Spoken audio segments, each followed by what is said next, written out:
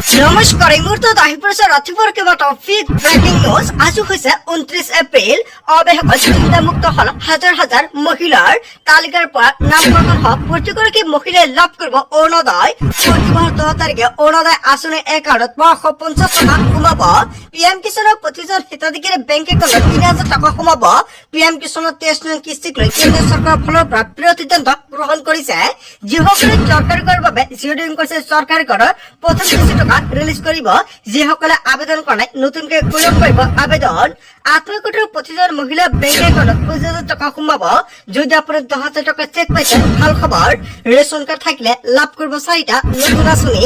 1 মেৰ পৰা নতুন নিয়ম সলনি হ'ব। লগতে কেইবাটাও ৰাজনৈতিক খবৰৰ লগতে অৰাজনৈতিক খবৰ যুগুত কৰা হৈছে। আজিৰ দিনটোত গোটেই অসম তথা ভাৰতৰ বিভিন্ন প্ৰান্তৰ পৰা যুগুত হৈছে কেইবাটাও ডাঙৰ খবৰ। এনেবোৰ খবৰ নিতৌ পাই থাকিবলৈ চেনেলটি সাবস্ক্ৰাইব কৰি ভিডিঅ'ত এটা লাইক কৰিবলৈ নাপাহৰিব। আজিৰ আমাৰ প্ৰথম ৰকমেৰ গুৰুত্বপূৰ্ণ খবৰ হৈছে অসমবাসীৰ বাবে এটা ডাঙৰ খবৰ। অৱশেষত চিন্তামুক্ত হল হাজাৰ হাজাৰ মহিলাৰ তালিকাৰ পৰা নামকৰণ হোৱা প্ৰতিগৰাকী মহিলাই লাভ কৰিব অৰুণোদয়। আপোনাৰ গাঁও বা অঞ্চলত তালিকাৰ পৰা নামকৰণ হৈছে নেকি? নামকৰণ হোৱাৰ পিছত অৰুণোদয় আঁচনি টকা নাপায় নেকি? তেনে ক্ষেত্ৰত পুনৰ আপুনি নতুনকৈ অন্তৰ্ভুক্ত কৰিব পাৰিব অৰুণোদয় আঁচনিত আপোনাৰ নাম। যিসকলে হিতাধিকাৰীৰ নাম তালিকাত অন্তৰ্ভুক্ত হৈ আছে অৰুণোদয় আঁচনি 550 টকা কেতিয়া আকৌ লাভ কৰিব? অৰুণোদয় আঁচনি নোপোৱাকৈ কোনো এগৰাকী মহিলা নাথাকিব অসমত। সকলোৱে লাভ কৰিব অৰুণোদয় আঁচনি। অসমৰ মুখ্যমন্ত্ৰী হিমন্ত বিশ্ব শৰ্মাই কৰিছে বৃহৎ ঘোষণা। গৃহবহি আবেদন কৰিলে লাভ কৰিব অৰুণোদয় আঁচনি ধনৰাশি। ইয়াৰ বাবে পূৰণ কৰিব লাগিব প্ৰপত্ৰ পূৰণ কৰি প্ৰায়ন কৰিব লাগিব ASL RM লৈ DC অফিচ লৈ নোযোৱাকৈ লাভ কৰিব অৰুণোদয় আঁচনি। এতিয়াৰ পৰা অৰুণোদয় আঁচনিৰ বাবে DC অফিচত যাব নালাগে। ৰাজ্যৰ প্ৰতিগৰাকী জীৱিকা সুখে লাভ কৰিব অৰুণোদয় আঁচনি। 8 কোটিৰ প্ৰতিজন মহিলাই যদি 10000 টকা চেক পাইছে নিশ্চয় আপুনি কমেন্ট কৰি জনাই দিয়ক আপোনাৰ নাম অৰুণোদয় আঁচনিত অন্তৰ্ভুক্ত কৰিব পাৰিলে নে। যদি আপুনি পৰা নাই তেনে ক্ষেত্ৰত আপোনাৰ বাবে এটা ভাল খবৰ। ইয়াৰ বাবে যাব নালাগে DC অফিচ লৈ। আপোনালোকে ঘৰতে বহি অৰুণোদয় আঁচনিত আপোনাৰ নাম অন্তৰ্ভুক্ত কৰাই লৈ ল'ব পাৰিব। পোনপটীয়াকৈ লাভ কৰিব অৰুণোদয় আঁচনিৰ সুবিধা। 1250 টকা প্ৰতিগৰাকী মহিলাই পাই থাকিব। গেছ কিনিলে আৰু আপুনি 250 টকা অতিৰিক্তকৈ লাভ কৰিব। অৰুণোদয় আঁচনিৰ পৰা আপোনাৰ নাম কৰ্তন হৈছে নেকি? তেনে ক্ষেত্ৰত আপুনি কেনেকৈ নতুনকৈ অন্তৰ্ভুক্ত কৰিব? নিৰ্বাচন শেষ হৈছে আৰু 2 দিনৰ ভিতৰতে ফলাফল ঘোষণা কৰা হ'ব আৰু 4 তাৰিখৰ পিছতে ৰাজ্যত নতুনকৈ 15 লাখ মহিলাই লাভ কৰিব অৰুণোদয় আঁচনি। যিসকল হিতাধিকাৰীৰ নাম কৰ্তন হৈছে সেইসকলে হিতাধিকাৰীয়ে নতুনকৈ অৰুণোদয় আঁচনিত আবেদন কৰিব লাগিব। লগতে অৰুণোদয় আঁচনিৰ টকা আকৌ কেতিয়া প্ৰদান কৰিব চৰকাৰে?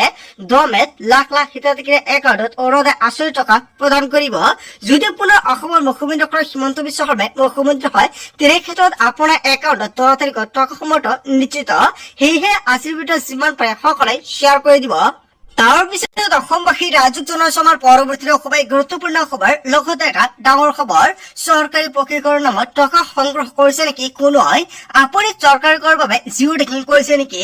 চৰকাৰী কৰৰ তালিকাত নাম অন্তৰ্ভুক্ত কৰিবলৈ কোনোৱাই টকা বিচাৰিছে নেকি?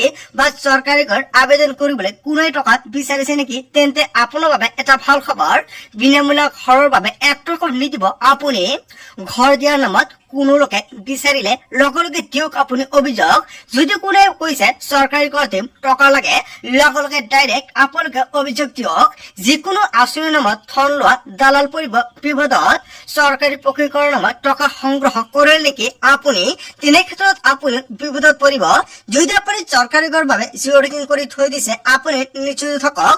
যদি আপুনি এজন দৰিদ্ৰ আৰু দুখীয়া তেনে ক্ষেত্ৰত আপুনি চৰকাৰী ঘৰ পাবই। যদি আপুনি চৰকাৰী ঘৰ জিঅ'ডিং কৰাই থৈছে তেনে ক্ষেত্ৰত আপোনাৰ বাবে এটা ভাল খবৰ। নিৰ্বাচন শেষ হল আৰু 2 দিনৰ ভিতৰতে ফলাফল ঘোষণা কৰা হ'ব আৰু 4 মেৰ পিছতে লাখ লাখ হিতাধিকাৰীৰ একাউণ্টত চৰকাৰী ঘৰৰ প্ৰথম কিস্তি টকা ৰিলিজ কৰিব পাৰে চৰকাৰে। কিন্তু এতিয়ালৈকে চৰকাৰৰ ফালৰ পৰা চৰকাৰী ঘৰৰ টকা ৰিলিজত ঘোষণা কৰা নাই। বহুতে কমেন্ট কৰিছে নতুনকৈ কেনেকৈ চৰকাৰী ঘৰৰ বাবে আবেদন কৰিম। যিসকলে চৰকাৰী ঘৰৰ বাবে জিঅ'ডিং কৰিব পৰা নাই নিৰ্বাচনৰ ফলাফল শেষ হোৱাৰ পিছতে নতুনকৈ ৰাজ্যত 15 লাখ হিতাধিকাৰী লাভ কৰিব চৰকাৰী ঘৰ। আৰু চৰকাৰী ঘৰৰ বাবে কি কি নথি পত্ৰ লাগিব কেনেকৈ আবেদন কৰিব নিশ্চয় সম্পূৰ্ণকৈ ষ্টেপ বাই ষ্টেপ দেখুৱাই দিয়া হ'ব।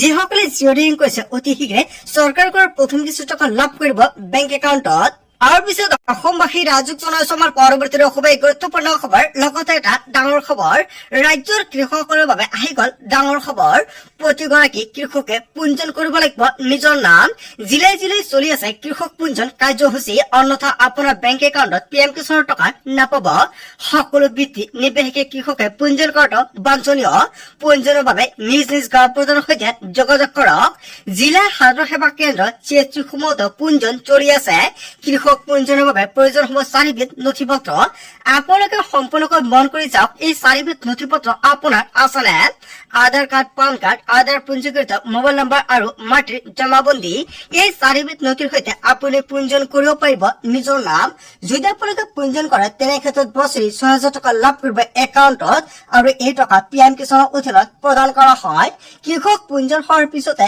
লাভ কৰিব চৰকাৰৰ বহুতো সুবিধা আন জিলাসমূহৰ লগতে যোৰহাট জিলা কৃষি বিষয় জাৰি কৰিছে এই জাননী আপোনাৰ গাঁও অঞ্চলত যদি কোনোই পিএম কিষাণৰ টকা নাপায় নতুনকৈ আবেদন কৰিব পাৰে লগতে যিসকল হিতাধিকাৰীৰ নাম তালিকাত অন্তৰ্ভুক্ত হৈ আছে সেইসকল হিতাধিকাৰী একাউণ্টত পিএম কিষাণৰ ধন কেতিয়া প্ৰদান কৰা হ'ব 23 কিস্তিৰ ধন মে মাহৰ শেষত প্ৰদান কৰিব পাৰে যদি মে মাহত প্ৰদান নকৰে তেনে ক্ষেত্ৰত আন এটা মাহত প্ৰদান কৰিব পাৰে জুন মাহতে দেশৰ কোটি কোটি কৃষকৰ একাউণ্টত 23 কিস্তিৰ টকা লাভ কৰিব ফাইনাল কিন্তু মে মাহৰ শেষতে পিএম কিষাণৰ টকা পোৱাৰ সম্ভাৱনা আছে যদি আপোনাৰ পিএম কিষাণৰ তালিকাত নাম অন্তৰ্ভুক্ত হৈছে আপুনি ই-কছে লেণ্ড সিডিং আধাৰ কাৰ্ডৰ লগত বেংক একাউণ্ট লিংক এই তিনিটা কাম কৰাইছে নে নাই যদি এই তিনিটা কাম কৰা নাই অতি শীঘ্ৰে কৰাই ৰাখক অন্যথা আপোনাৰ একাউণ্টত কিন্তু পিএম কিষাণৰ টকা নাপাব যদি কোনো এনেকুৱা হিতাধিকাৰী থাকে আগতে টকা পাইছে এতিয়া টকা নাপায় কিবা সমস্যা হৈছে বুজি নাপায় নিশ্চয় কমেন্ট কৰি জনাব সম্পূৰ্ণকৈ সহায় কৰা হ'ব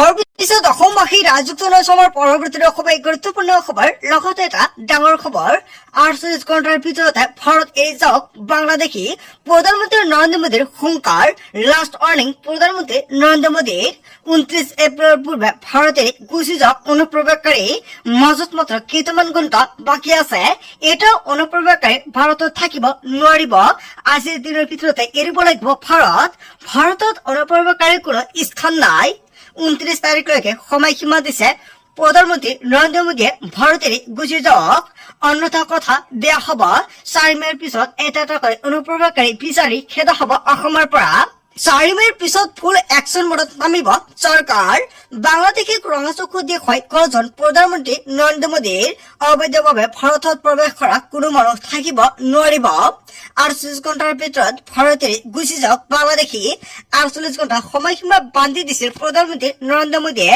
আজি হৈছে 29 তাৰিখ মাজত মাত্ৰ কেইটামান ঘণ্টা বাকী আছে ইয়াৰ ভিতৰতে ভাৰতেৰে পলাব লাগিব অন্যথা বৃহৎ একশন হাতত ল'ব প্ৰধানমন্ত্ৰী নৰেন্দ্ৰ মোদীয়ে 4 মেৰ পিছত তাৰপিছত অসমবাসী ৰাজুক জনাইছো আমাৰ পৰৱৰ্তী খুবেই গুৰুত্বপূৰ্ণ খবৰ লগতে এটা ডাঙৰ খবৰ বিজেপিৰ চিঞৰ বাখৰত অতিষ্ঠ হৈ পৰিছে মমতা বেনাৰ্জী নিৰ্বাচনী সভাত ভাষণ নিদিয়াকৈ গুচি আহিল মমতা বেনাৰ্জীয়ে আমাক প্ৰিয়কৈ ইনচাল্ট কৰিছে মোদী চৰকাৰে এনেকুৱাকৈ বৃহৎ মন্তব্য কৰিছে বিজেপিয়ে এনেকুৱাকৈ তুলথোৰা কৰিছে TMCক আৰু আমাৰ ওচৰতে বিজেপিয়ে মিটিং পাতিছে আৰু ইয়া আমাৰ অপমান হৈছে বুলি মন্তব্য কৰিছে আমাৰ সভাত অসুবিধা দিবলৈ এই মিটিং পাতিছে বিজেপিয়ে যদি পাৰে আমাক ভোট দিব মই এতিয়া এনেকুৱা পৰিৱেশত ভাষণ দিব নোৱাৰো আমাক ক্ষমা কৰিব মাইক এৰি